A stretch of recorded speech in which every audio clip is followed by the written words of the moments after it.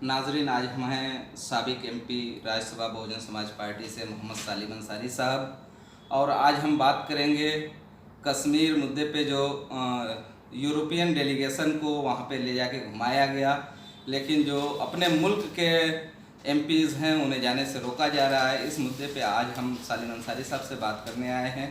आइए पूछते हैं एमपी साहब, ये बताइए कि आज जो हिंदुस्तान में कश्मीर जो 5 अगस्त से जो वहाँ के इख्तियारात थे ख़त्म कर दिए गए 370 हटाकर, और वहाँ पे 7 लाख से तकरीबन 9 लाख तक फौज लगाकर कश्मीर को पूरी तरीके से बैन किया गया है। और जैसे आप एमपी रहे हैं या यहाँ के और भी बहुत सारी पार्टियों के जो अपोजिशन के लीडरान हैं उनको जाने की इजाज़त नहीं दी जा रही है, लेकिन जो यूरोपियन कंट्री के एमपीज़ को बुला के ले जाया जा रहा है, क्या कहना चाहेंगे इस पर? बेहतर तो ये होता कि जो हमारे पार्लियामेंटेरियन हैं, इंडियन पार्लियामेंटेरियन, जो डेलीगेशन जाना चाहता था, भारत सरकार ने नहीं जाने दिया।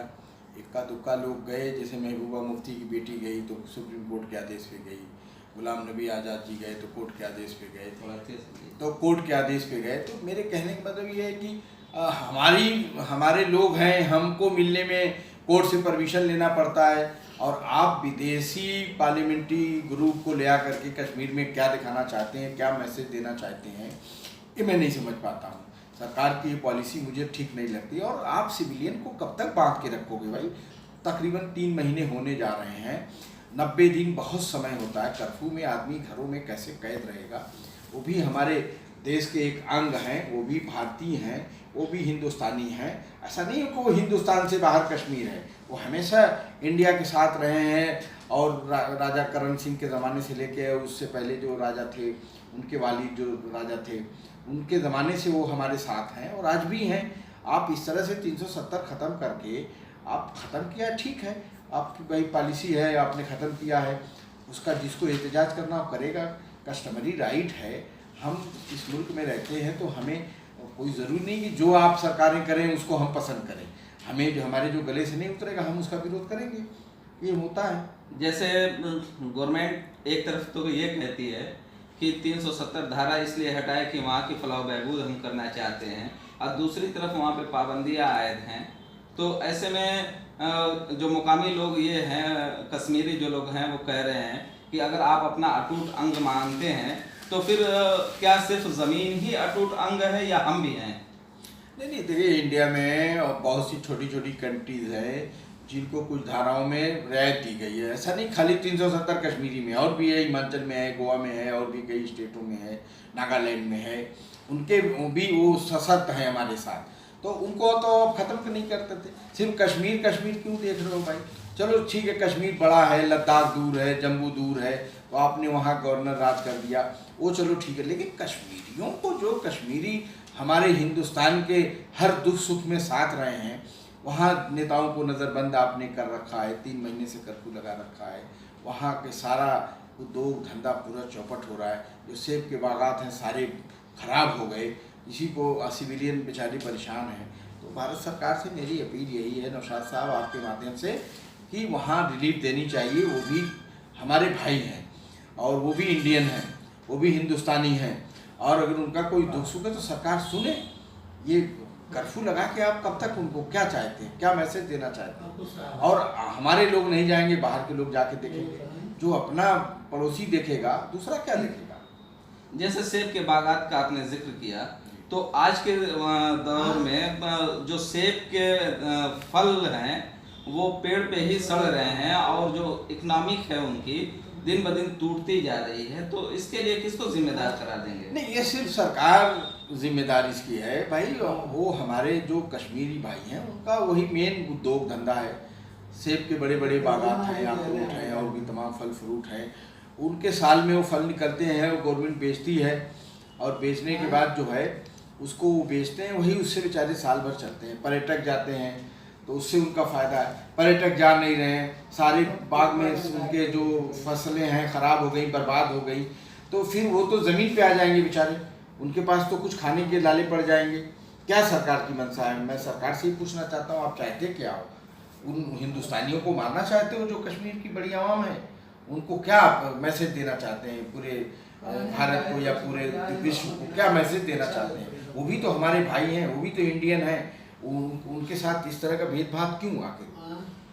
कश्मीर में जैसे टूरिज्म एक बहुत बड़ा बिजनेस रहा है और आज 3 महीने से तकरीबन बंद है कश्मीर पूरी तरीके से, तो वहाँ टूरिस्ट नहीं पहुँच रहे हैं, तो उसकी वजह से कितना नुकसान हो सकता है? सरकार का भी नुकसान हो रहा है, वहाँ के सिविलियन का भी नुकसान हो रहा है। जो टूरिस्ट बेचारे, कश्मीर को कहा जाता है कि वो अगर कहीं ज़मीन पे जन्नत है, स्वर्ग है, तो कश्मीर को कहा जाता है, तो वो बेचारे नहीं जा पा रहे हैं माहौल ख़राब होने से, कर्फ्यू लगने की वजह से।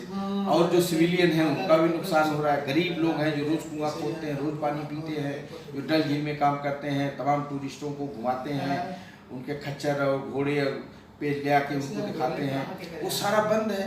वो सब बेचारे परेशान हाल है। कश्मीर में ऐसा नहीं कि सब खुशहाल है, 10% लोग खुशहाल है, 90% लोग तो रोज़ बेचारे कुआं खोदते हैं, पानी पीते हैं, मजदूरी करते हैं, गरीब लोग हैं। ऐसा नहीं कि सब पैसे वाले हैं। चलिए बस हो गया था। नहीं, अभी जैसे एक सवाल है कि कश्मीर में जो दर्जा 6 से लेके इंटरमीडिएट तक की जो परीक्षा इम्तिहान चल रहे हैं, और अभी मैंने BBC की रिपोर्ट देखी है, वहाँ के जो मुकामी लोग हैं अपने बच्चों को स्कूल तक ले जाने में उन्हें आम सवारियाँ नहीं मिल रही हैं, काफ़ी परेशानी हो रही है। 3 घंटे 5 घंटे लोगों को लग जा रहे हैं स्कूल तक जाने में। ऐसे में एग्ज़ाम कराना कितना सही होगा और बच्चों के मुस्तकबिल पे कितना असर पड़ेगा? नहीं, बच्चों के दिमाग पे तो इतना बैड असर पड़ा है कि आप 90 दिन उनको घर में कैद करके रखे हो, फौज के साए में रखे हो, बच्चे खिड़कियों से झांक नहीं पा रहे, बाहर जा नहीं पा रहे, और 3 महीने बाद आप एग्ज़ाम करा रहे हो। एग्ज़ाम में बच्चों के आने जाने की कौन जिम्मेदारी लेगा? गार्जियन डरा हुआ है, बच्चों को कैसे भेजेगा? गार्जियन घर से नहीं निकल पा रहा, बच्चों को भेजेगा स्कूल में एग्ज़ाम के लिए? ये तो हो ही नहीं पाएगा। और आप गलत कर रही है इस तरह से एग्ज़ाम करा। तो वहाँ कश्मीर में किस तरीके की परेशानी है? आप वहाँ गए हैं, पहले भी गए हैं? नहीं, मैं तो कश्मीर बहुत गया हूँ। मैं वहाँ जब हज कमेटी, लेकिन आज के वक्त में उन लोगों को जो कश्मीरी हैं उनको किस तरीके की परेशानी है और कितना मतलब उससे हिंदुस्तान को भी नुकसान हो रहा है? कश्मीर से काफ़ी अर्निंग होती है भारत सरकार को, टूरिज़्म से होती है, और भी तमाम पूरे देश में जो फल फ्रूट वहाँ से निकलते हैं उस पर भारत सरकार को फ़ायदा पहुँचता है, और वो सारे बर्बाद हो रहे हैं। पूरा टूरिज़्म बर्बाद हो गया। वहाँ के सिविलियन बेचारे परेशान हैं।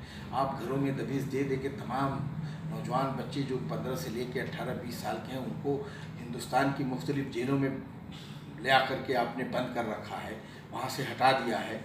आप क्या मैसेज देना चाहते हैं? उन जवान बच्चों को ले आकर के मुख्तलिफ जेलों में मुंतकिल कर रहे हैं, इधर उधर ट्रांसफ़र कर रहे हैं। आप कहना क्या चाहते हैं? क्या मैसेज देना चाहते हैं? कश्मीरी परेशान है घरों में बेचारा, उसका जवान बेटा अगर आप उठा ले गए, कहाँ ले आके बंद कर रखा है, वहाँ मोबाइल बंद किया, सर्विस सब बंद किया था, अब इधर जा कर के आपने लैंडलाइन चालू किया है, अभी वहाँ मोबाइल सेवा फ्री होल्ड नहीं किया आपने एकदम। तो कैसे वो तमाम हिंदुस्तान के मुख्तलिफ यूनिवर्सिटियों में कश्मीर के बच्चे पढ़ते हैं, वो अपने घर बात नहीं कर पा रहे हैं, अपने गार्जियन से नहीं बात कर रहे हैं कि मेरा परिवार, मेरा घर, मेरी माँ, मेरी बहन, मेरे वालिद कैसे हैं, किस कंडीशन में हैं। तो ये तो अन्याय नहीं बल्कि घोर अन्याय हो रहा है कश्मीर में। दुनिया एक तरफ कहती है कि जमहूरियत का निज़ाम कायम होना चाहिए, लेकिन अगर कोई कश्मीरी जमहूरी एतबार से अगर एहतजाज करता है तो उसके ऊपर बैन किया जा रहा है, यहाँ तक कि अपोजिशन के लीडरों को एहतजाज करने से रोका जा रहा है। आप क्या पैगाम देना चाहते हैं दुनिया में? सरकार तो सिर्फ हिटलर शाही कर रही है, कहीं ऐसा दुनिया में नहीं मिलता। भाई ठीक है, सरकारें अपने कानून को नाफिज करती हैं, लेकिन इस तरह से हिटलर गिरी से नहीं, प्यार मोहब्बत से। और आपको चाहिए कि वहाँ जा कर के डिमोशन करते, उनसे बात करते, उनके अंदर डिबेट करते, उनको समझाते कि भाई 370 से आपका क्या फ़ायदा, क्या नुकसान है। ऐसा कुछ नहीं किया, आनन फानन में आपने कर दिया।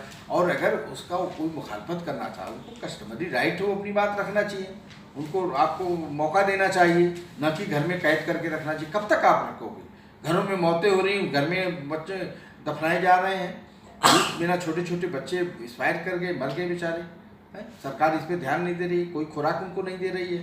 कितना दिन कोई घर में अपने खुराक रखेगा?